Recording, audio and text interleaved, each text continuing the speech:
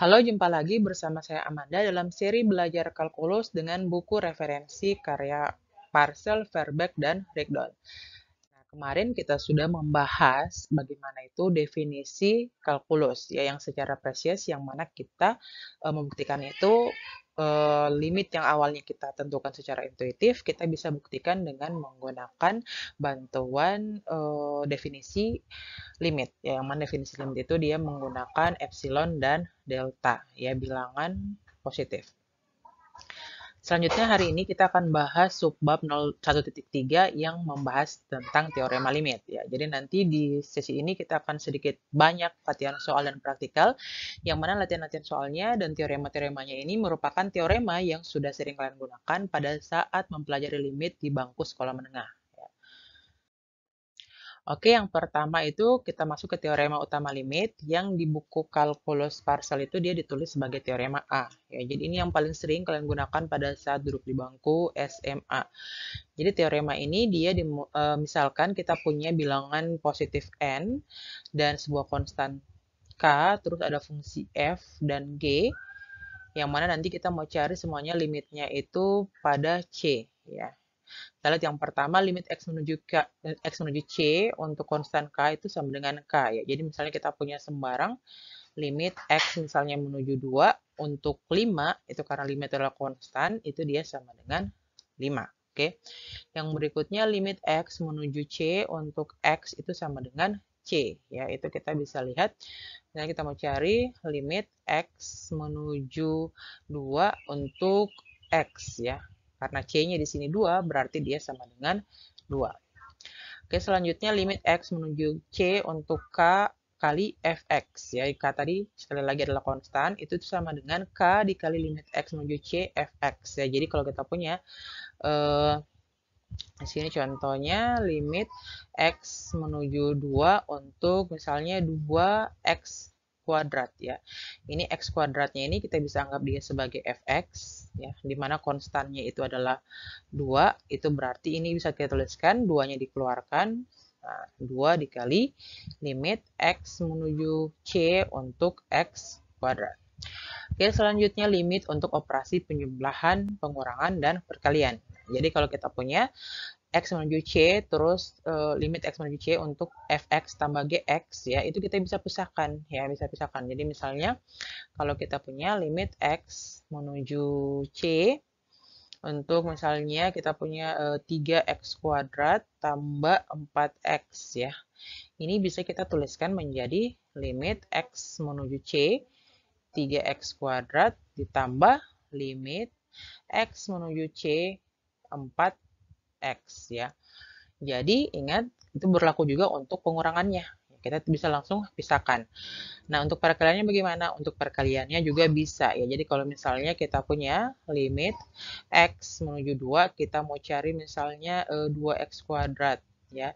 Terus dikali misalnya di sini x tambah 3. Ini kita bisa pisahkan, ya. Masing-masing menjadi limit x menuju 2, 2x kuadrat dikali limit x menuju 2 untuk x tambah 3. Oke. Nah, pembagian juga seperti itu, tapi pembagian dia punya syarat khusus. Ya, syarat khususnya apa? Syarat khususnya limit dari x menuju c untuk penyebutnya itu dia tidak boleh sama dengan 0, atau yang bagian pecahan bagian bawahnya itu dia tidak boleh sama dengan 0, ya. Terus untuk perpangkatan juga bisa, ya, kita keluarkan pangkatnya seperti ini, ya. Keluarkan pangkatnya, misalnya kita punya limit tadi x menuju 2, x pangkat 2, itu kita bisa tuliskan menjadi limit x menuju 2 pangkat x, ya, pangkat 2-nya itu dia keluar. Karena perpangkatan itu dia berkorespondensi dengan bentuk akar, makanya bentuk akar juga bisa kita keluarkan. Ya, kita tahu kalau misalnya akar pangkat n dari x itu sama saja dengan x pangkat seper n. Ya, jadi dia berkorespondensi dengan bentuk pangkatnya. Sehingga ini juga bisa kita keluarkan seperti ini, tapi dia ada syaratnya. Kalau bentuk akar itu dia harus lebih besar dari 0. Itu kalau kita berbicara di bilangan real. Makanya dia syaratnya di sini, limit x menuju c untuk fx-nya atau yang di dalam akarnya itu harus positif, ya. Ketika n itu adalah bilangan genap. Oke, kita langsung masuk ke contoh ya. Contoh yang pertama yang sangat mudah, limit X menuju 3 untuk 2X sama dengan 4 ya. Ini kita lihat pengerjaannya. Yang pertama, limit X menuju 3, 2X pangkat 4. Ya, ini kita gunakan teorema A yang ketiga. Yang pertama, ya, kita keluarkan konstanta 2-nya, jadi 2 menjadi limit X menuju 3 untuk X pangkat 4. Setelah itu kita gunakan lagi rumus yang atau teorema yang bagian 8-nya yang bentuk pangkat ya. Pangkatnya itu dikeluarkan sehingga ini menjadi 2 dikali limit X menuju 3X pangkat 4. Ya, ini bentuknya jadi sudah sangat mudah sekali. Tinggal kita masukkan 2. Terus tadi ini dia di sini kita gunakan sifat yang kedua ya. Yang mana kalau limit X menuju C untuk X itulah C. Karena C-nya itu 3, berarti dia ini langsung sama dengan 3. Ya, pangkat 4. Nah, hasil akhirnya 2 dikali 3 pangkat 4 itu berapa tiap pangkat? Ya, 3, 9, 27 berarti 81. Ya, itu sama dengan 162. Oke. Nah, jadi kalau misalnya kalian sudah lancar atau sudah sering praktik, itu kalian bisa langsung dari limit ini ya. Dari limit ini kalian bisa langsung mengarahkan dia ke sini. Itu kalau sudah lancar proses teorema. Berikutnya contoh yang kedua, limit X menuju 4 untuk 3X kuadrat kurang 2X kuadrat ya. Kita lihat penyelesaiannya. Di sini berarti limit X menuju 4 untuk 3X kuadrat kurang 2X. Itu pertama kita gunakan sifat yang kelima ya untuk memisahkan operasinya di sini operasi pengulangan. Berarti bisa kita gunakan teorema yang kelima ya. Sifat yang kelima berarti limit X menuju 4 untuk 3X kuadrat dikurang limit X menuju 4 untuk 2X ya.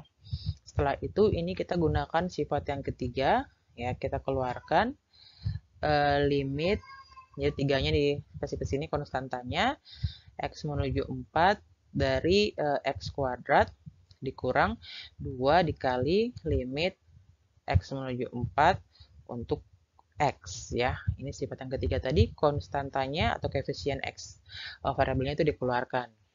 Terus ini sama dengan kita gunakan lagi sifat yang ke-8 tadi yang mana perpangkatan itu menjadi 3 dikali limit X menuju 4 ini X ya kuadrat pangkatnya di luar itu kurang 2 ini tetap 2 dikali limit X menuju 4 untuk X.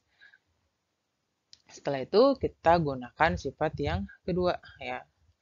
Bukan sifat yang kedua, ini langsung kita masukkan menjadi 3 dikali 4 ya.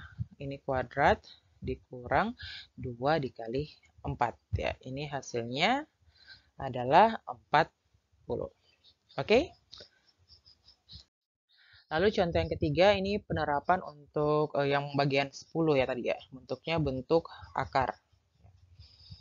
Oke, kita lihat yang pertama. Di sini kita mau cari tadi limit X menuju 4 untuk akar X kuadrat tambah 9 per X ya. Yang pertama kita gunakan sifat ke-7 ya. Sifat ke-7 itu adalah pembagian, yang mana pembagian itu syaratnya ini dia tidak boleh sama dengan 0 ya. Kita mengecek kalau kita substitusikan ini berarti penyebutnya ini sama dengan 4 ya. 4 kalau kita lakukan secara intuitif. 4 berarti dia ini tidak sama dengan 0. Makanya kita bisa gunakan sifat yang ke-7 untuk pembagian. Sehingga kita bisa tuliskan ini menjadi limit X menuju 4 untuk akar X kuadrat tambah 9 dibagi limit X menuju 4 untuk X ya. Setelah itu kita gunakan masing-masing sifat yang ke-9 dan yang ke-2. Sifat yang ke-9 untuk yang bagian atas ini ya.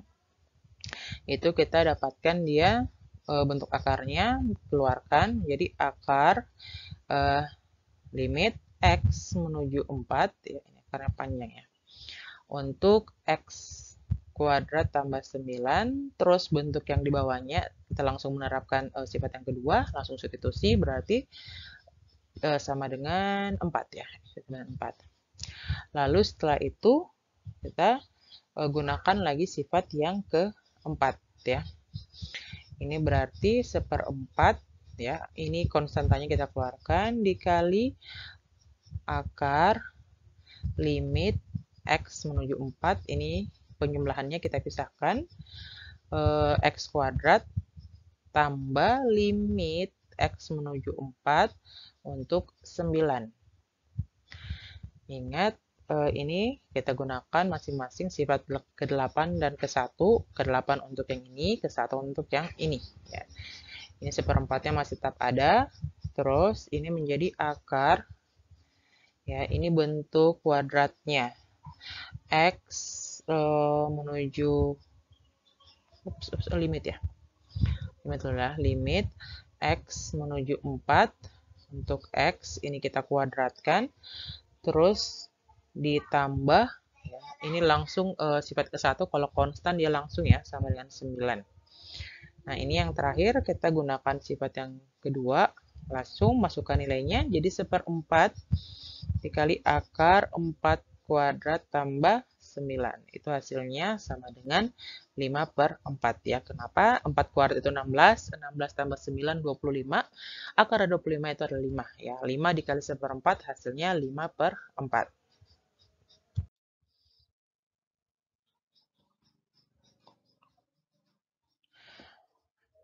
Oke, kita masuk ke contoh yang keempat, di mana di sini nilai fx. Nah, di sini nilai fx-nya itu diketahui limit x menuju 3 untuk fx sama dengan 4, dan limit x menuju 3 untuk gx itu sama dengan 8. Kita mau cari ini, ya bentuknya. Kita lihat penyelesaiannya, berarti yang pertama kita lihat jabarkan dulu yang ini, ya. Limit x menuju 3 untuk fx pangkat 3 ya, tulisannya begini, f pangkat 3x dikali akar pangkat 3 dari gx ya. Kita jabarkan. Ya, pertama menggunakan sifat yang ke-6 untuk perkalian, itu kita tuliskan menjadi limit x menuju 3 untuk f kuadrat x itu dikali limit x menuju 3 untuk akar pangkat 3 gx ya. Lalu kita gunakan sifat yang ke-8 masing-masing dan yang ke-9 ya, untuk bentuk pangkat dan bentuk akar. Ya, di sini berarti kita dapatkan dalam kurung limit x menuju 3 fx kuadrat dikali akar pangkat 3 dari limit x menuju 3 untuk gx. Oke. Nah, tadi kita sudah punya kan limit x menuju 3 untuk fx-nya adalah 4, sementara untuk gx-nya sama dengan 8. Ini tinggal kita ganti, jadinya berarti 4 pangkat 2 dikali akar pangkat 3 dari 8. 4 pangkat 2 itu 16, ini 2, itu berarti hasilnya sama dengan 32. Ya.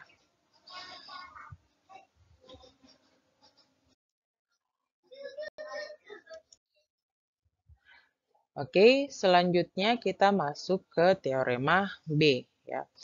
Nah, jadi teorema B ini dia untuk bentuk polinomial ya.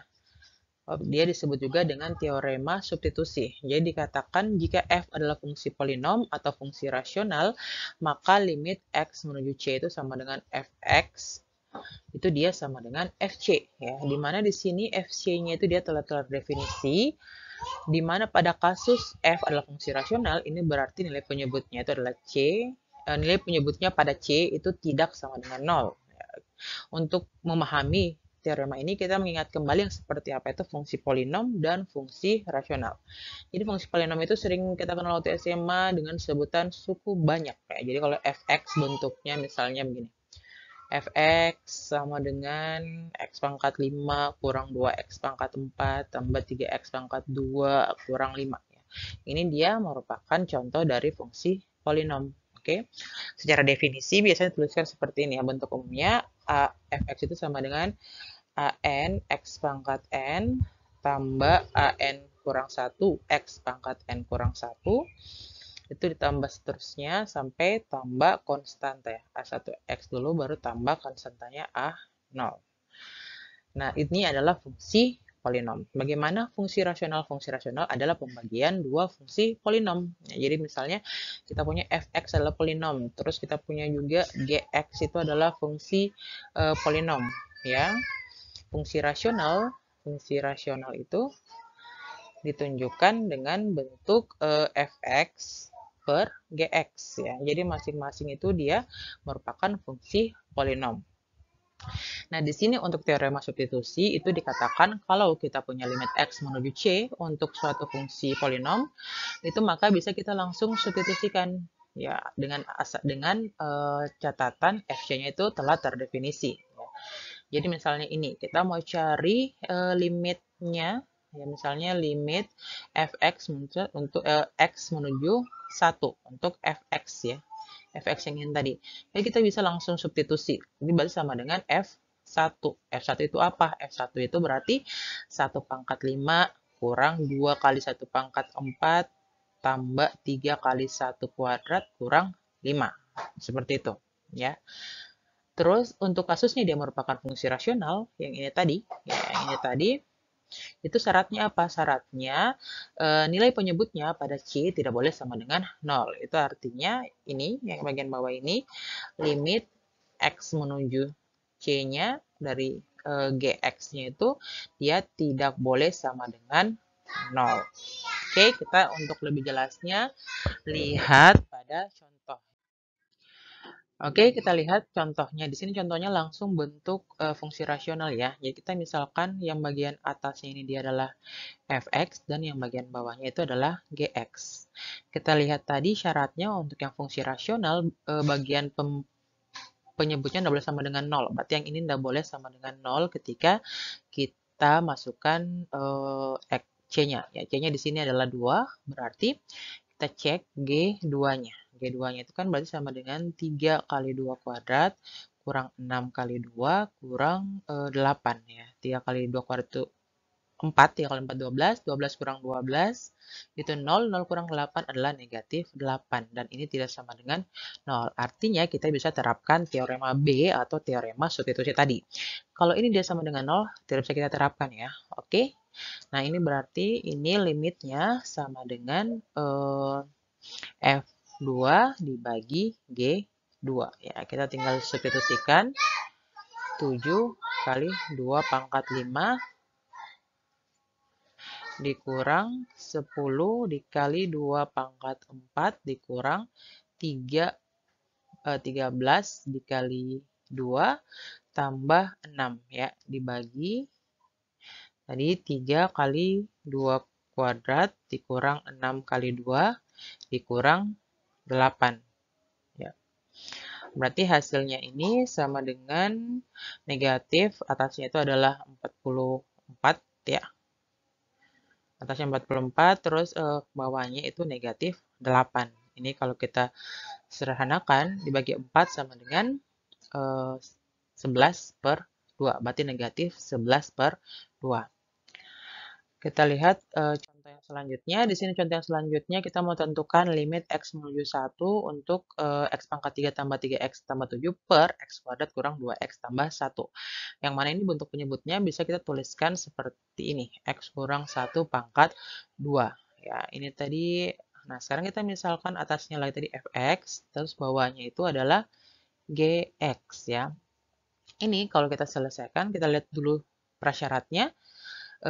G1-nya itu dia tidak boleh sama dengan 0 ya. Sekarang kita substitusi G1 berarti 1 kuadrat kurang 2 kali 1 tambah 1 itu sama dengan 1 kurang 2 tambah 1. Ini 1 kurang 2 itu negatif 1 berarti negatif 1 tambah 1 itu sama dengan 0 ya. Artinya apa? Artinya kita tidak bisa menerapkan teorema B ya. Ini dia.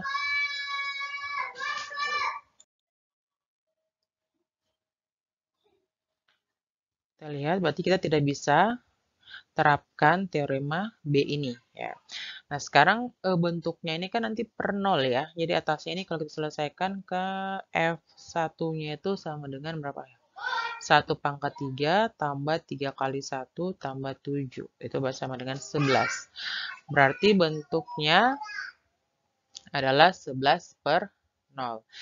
Nah, sekarang 11 per 0 ini, bentuk 11 per 0 ini kan kalau kita lihat konsep limitnya, itu kita kalau misalnya X-nya menuju 1, ya, jadi kita akan dapatkan kalau misalnya untuk apa X-nya menuju 1, itu berarti yang bagian bawahnya G GX-nya ya.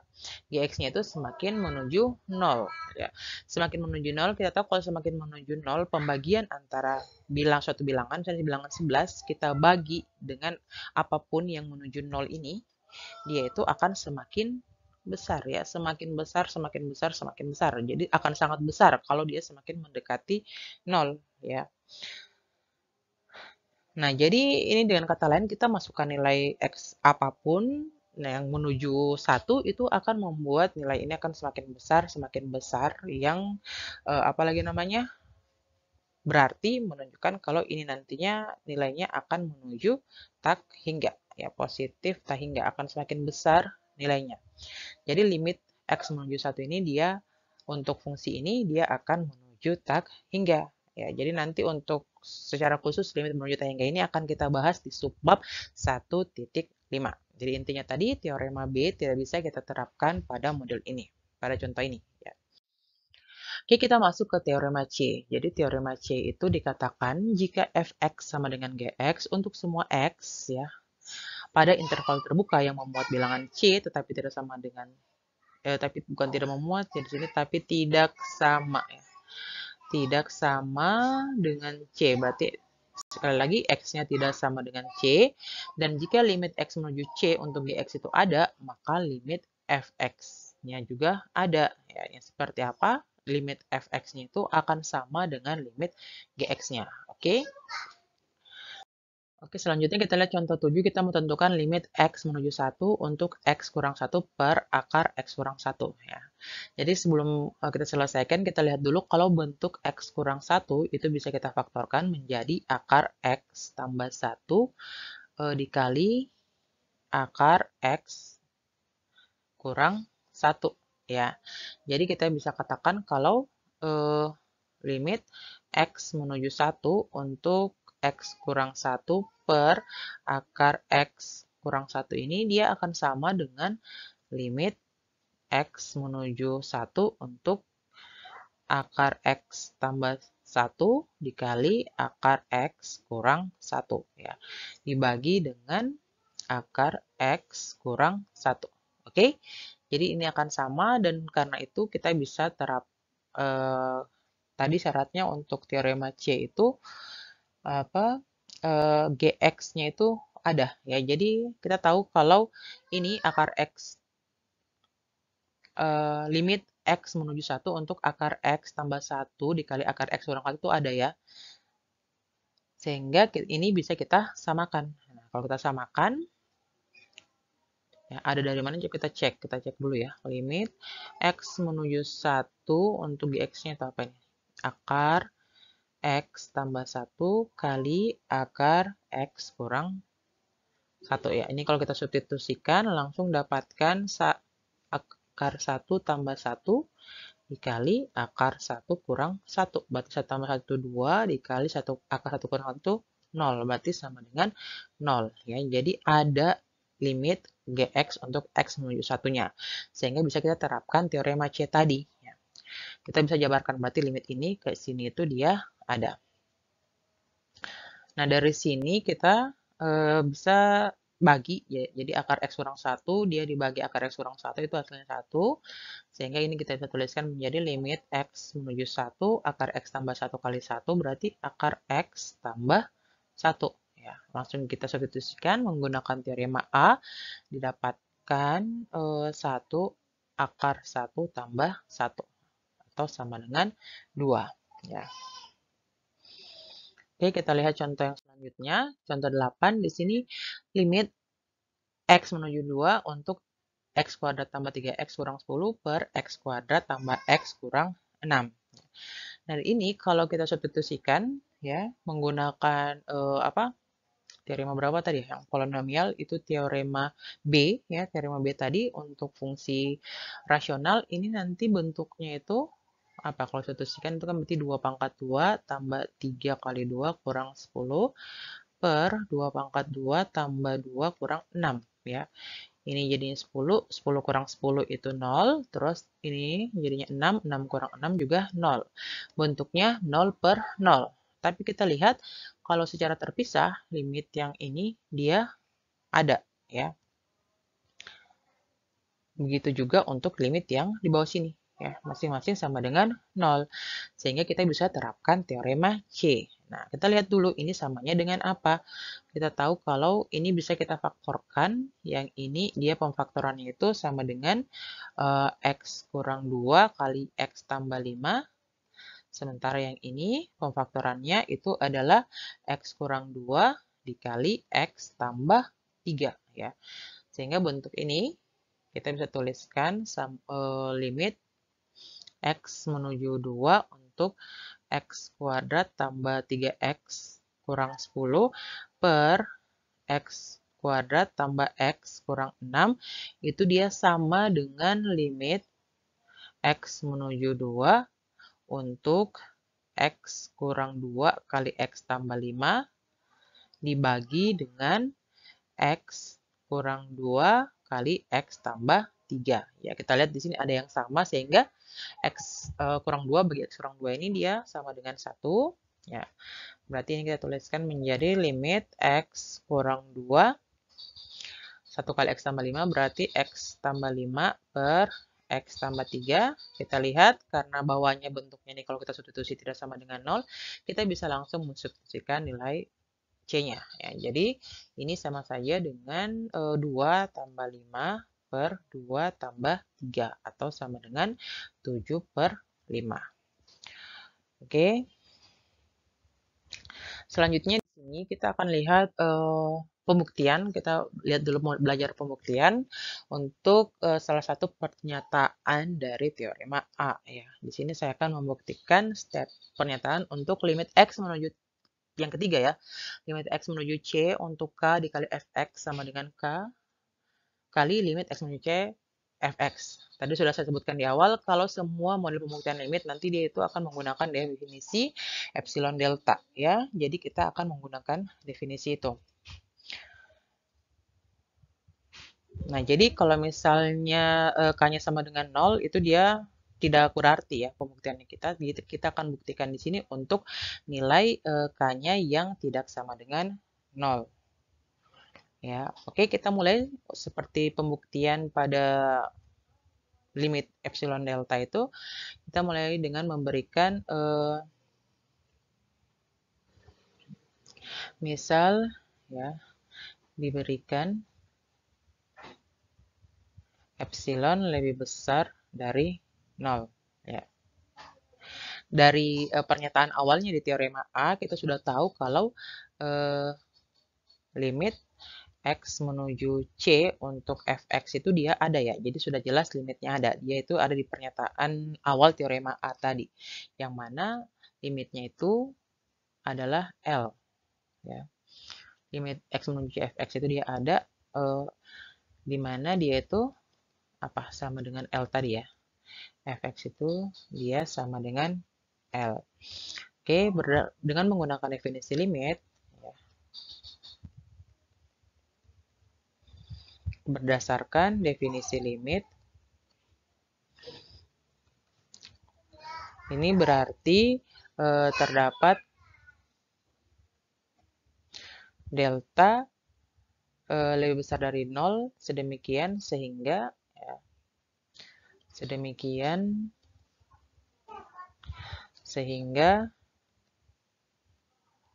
untuk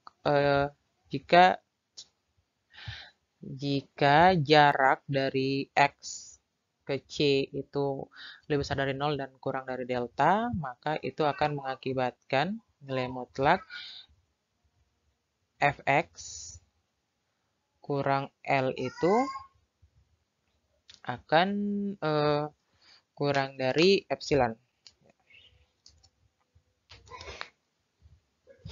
Akan kurang dari epsilon ya.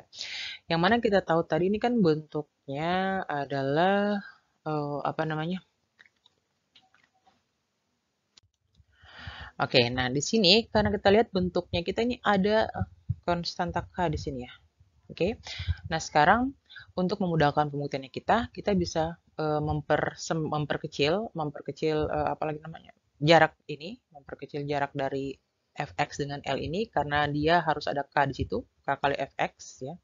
Kita tuliskan ini dia sebagai epsilon per K ya. Yang mana supaya kita kan udah tahu K dia hanya tidak sama dengan 0, supaya dia pasti bilangan positif, dia itu harus sama dengan nilai mutlak di sini. Nah, pertanyaannya kenapa kita ngambil epsilon per nilai mutlak K, bukan epsilon? Ya, karena ini untuk memudahkan pembuktian kita. Kenapa? Karena apalagi namanya dia kan di sini persyaratannya harus positif. Bilangan yang kita pilih di sini itu bilangan positif. Nah, epsilon kan positif ya. Kita bagi dengan nilai mutlak K yang sudah pasti positif. Dia juga pasti bilangan positif. Ya, jadi tidak masalah selama pemisalannya kita itu akan membantu pembuktian pernyataan kita. Oke, nah sekarang kita akan mencari nilai D yang bersesuaian. Ya.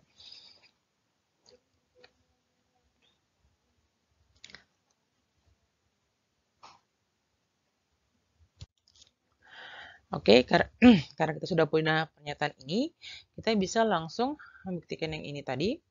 Yang ini untuk pernyataannya berarti untuk suatu D, ya. Jadi untuk suatu delta, kita punya jika ini tadi nilai mutlak X kurang C kurang dari delta, itu maka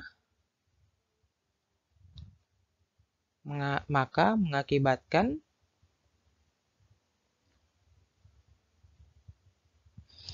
kita lihat ini kan berarti kalau yang ini limit X menuju C fx itu kan tadi L ya, berarti ini kan dia menjadi bentuknya KL ya, KL.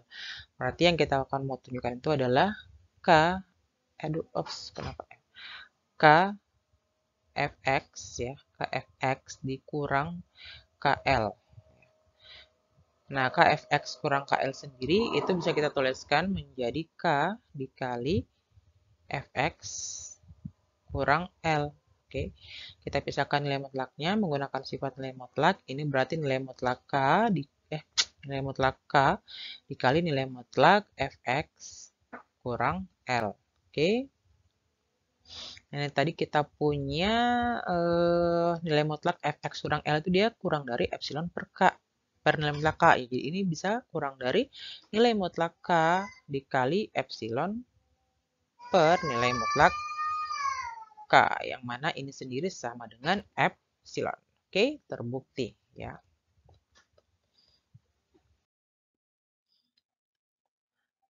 Oke, kita akan lihat selanjutnya teorema yang terakhir pada pembahasan subbab 1.3 ini, yaitu teorema D atau dikenal juga dengan teorema urutannya.